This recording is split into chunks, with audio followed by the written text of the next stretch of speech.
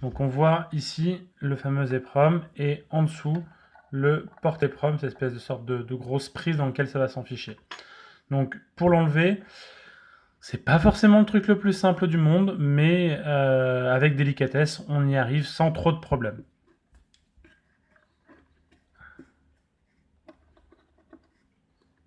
Un petit tournevis plat et en faisant gentiment levier à chaque fois d'un côté puis de l'autre,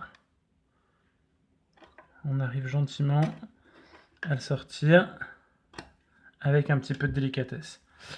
Donc on voit que les pins sont légèrement désalignés. Hop, si on prend une petite partie droite, voilà. Donc ça c'est pas bien dramatique, on les prend gentiment dans la main avec soit une pince comme celle-ci, soit une réglette, un petit réglet de mesure. On peut les réaligner pour que lors de la prochaine insertion, on puisse insérer sans problème la puce. Voilà. Et donc tu peux voir ici que il y a le porte-EEPROM, cette espèce de sorte de prise. Donc tu remarqueras sur la puce qu'il y a un sens avec hop, un côté une espèce de petite encoche et de l'autre côté rien du tout. Tout simplement parce que si tu regardes, tu as une encoche ici, tu as une encoche ici. Donc l'encoche va vers le... Pardon. Excuse-moi. Vers le centre du boîtier. Donc, comme tu peux le voir ici. Donc tout simplement, pour remonter, tu prendras la nouvelle puce. Hop, on vient la reposer dedans. On vérifie l'alignement de tous les pins. Normalement, ça doit légèrement tomber à l'intérieur. Voilà. Hop. Hop, hop, hop. Et il ne reste plus qu'à la brancher. À brancher le boîtier.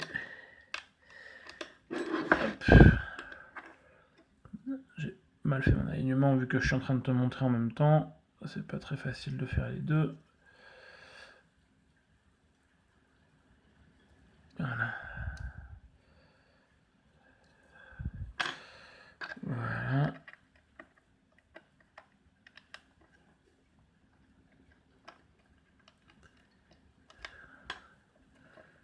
Hop. Ça fait un petit moment que j'en ai pas changé.